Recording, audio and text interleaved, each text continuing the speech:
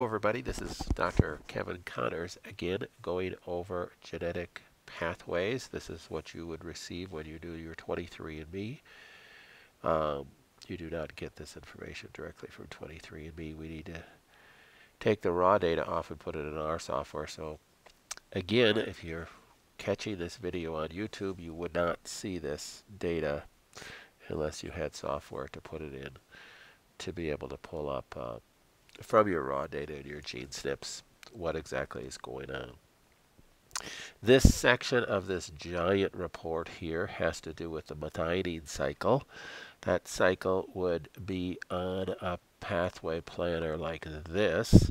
So from the folate pathway from a previous video, you produce methyl tetrahydrofolate right here that feeds in through the MTR gene, recycles B12 through the MTRR gene, and eventually produces methionine, goes through the MAT gene to produce your main methyl donor, and remember the main methyl donation purpose is to turn genes on and off.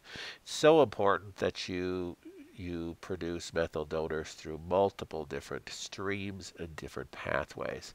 So if this was completely blocked, you kind of have some fail-safe methods so you don't die.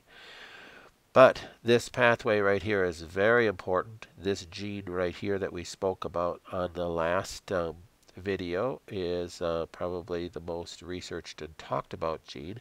There's even Facebook, MTHFR Facebook groups because it's so important. Well, to be honest, it's not any more important than any of these other little bubble genes here.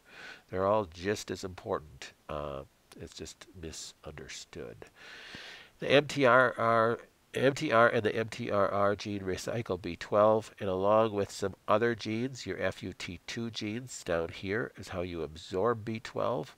Your gastric intrinsic factor genes, how you make intrinsic factor, that's essential for absorbing B12.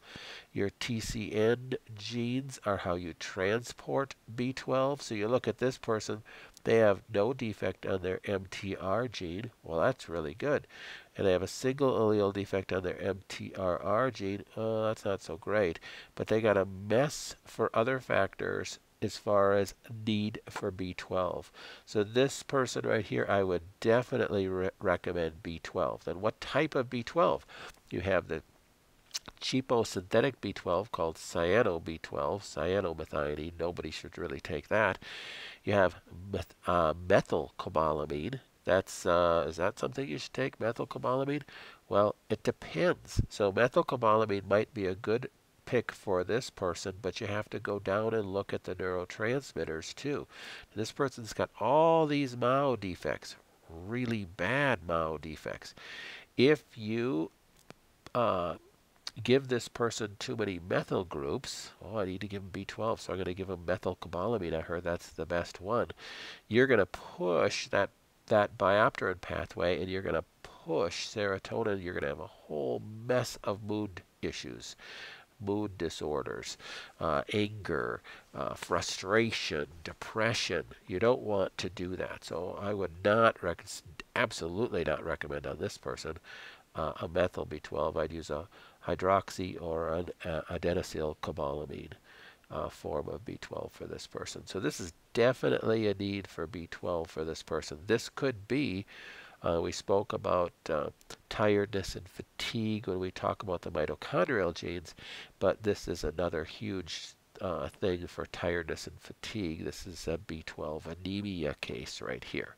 So you want to support that the right way. All right, I hope that helps, and we'll continue with other videos. Thanks.